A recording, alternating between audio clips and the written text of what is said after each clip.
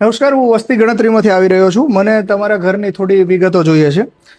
જેમ કે તમારા ઘરે કેટલા લોકો રહે છે, આધાર કાર્ડ, પાન કાર્ડ અને થોડી બેંકની ડિટેલ, કેટલા લોકો છે અને બેંકની ડિટેલ, અને લાસ્ટમાં એક ઓનલાઈન ફોર્મ સબમિટ કરવા તમારો ઓટીપી જોઈશે.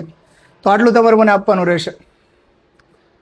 નમસ્કાર મિત્રો, જો તમારા ઘરે પણ વસ્તી ગણતરીવાળા જ્યારે પણ આવે ત્યારે આ પ્રકારનું તમારી પાસે વિગતો માંગશે, જેમ કે બેંક ડિટેલ્સ, ઓટીપી, આધાર કાર્ડ, પાન કાર્ડ.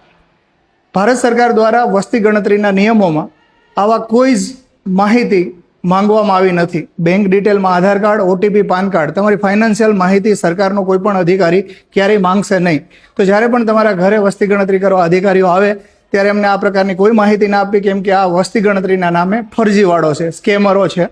સ્કેમરો અત્યારે રૂરલમાં વસ્તી ગણતરીનો લાભ લઈ અને ઘરે ઘરે જઈ રહ્યા છે અને વસ્તી ગણતરીના નામે સ્કેમ થઈ રહ્યું છે. જો તમે એને આ પ્રકારના ઓટીપી કે ફાઇનાન્શિયલ માહિતી આપશો તો તમારું બેંક એકાઉન્ટ ખાલી થઈ શકે છે. તો જ્યારે પણ તમારા ઘરે સરકારી અધિકારી આવે તો એનું પ્રોપર આઈડી કાર્ડ ચેક કરો, એમનો લેટર ચેક કરો અને એ અધિકારીને સહયોગ આપો. અને માહિતીમાં તમારી પાસે જે માંગશે એ તમારા ઘર પરિવારમાં કેટલા લોકો છે, કેટલા સભ્યો છે, કોણ શું રોજગાર ધંધો કરે છે અને તમારું મકાન કાચું છે, પાકું છે, કેવા પ્રકારનું મકાન છે, આ જ વિગતો માંગવામાં આવશે. બેંક વિગતો ક્યારેય કોઈ પ્રકારના સરકારી અધિકારીઓ માંગશે નહીં, અને જો માંગે